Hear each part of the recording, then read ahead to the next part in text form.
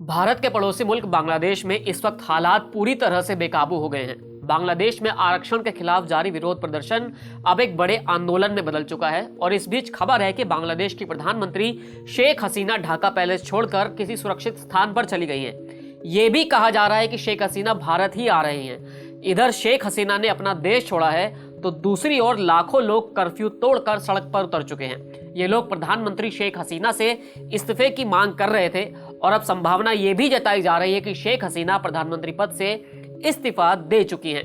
News agency AFP के मुताबिक बांग्लादेश सरकार के खिलाफ जारी इस प्रदर्शन में अब तक कम से कम 300 लोगों की मौत हो चुकी है। साफ है कि बांग्लादेश एक बार फिर से आरक्षण की आग में सुलग रहा है। जगह जगह से हिंसा और आगजनी की घटना सामने आ रही हैं।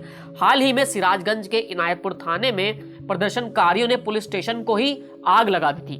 थाने में आग लगने से 13 पुलिस कर्मियों की मौत भी हो गई थी। इस मामले में एक बड़ा अपडेट यह भी रहा कि बांग्लादेश सरकार ने पूरे देश में इंटरनेट सेवाओं को बंद करने के आदेश दे दिए हैं। रविवार की हिंसा से पहले देश में मोबाइल पर इंटरनेट सेवाएं बंद थी, लेकिन ब्रॉडबैंड की सेवा जारी थी।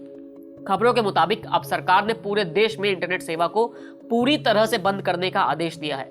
बांग्लादेश में जुलाई महीने से ही छात्र आंदोलन पर हैं। इस आंदोलन में देश में भारी हिंसा और आगजनी हुई है और करीब 300 से ज्यादा लोगों की मौत हो गई है। यह आंदोलन इसलिए हो रहा है क्योंकि बांग्लादेश में छात्र सरकारी नौकरी में कोटे को खत्म करने की मांग कर रहे थे। हालांकि सरकार ने कुछ कोटे को कम जरूर किया है, लेकिन छात्र अब प्रधानमंत्री शेख हसीना के इस्तीफे पर अड़ चुके हैं और अब चीजें इस तरफ बढ़ चुकी हैं कि शेख हसीना इस्तीफा देकर देश छोड़कर चली गई हैं। लेकिन अब हालात पूरी तरह से बेकाबू भी हो रहे हैं। शेख हसीना साल 2009 से ही बांग्लादेश के प्रधानमंत्री हैं। इस दौरान उनके खिलाफ कई आंदोलन और विरोध हुए हैं, लेकिन ये अभी तक का सबसे बड़ा विरोध प्रदर्शन है।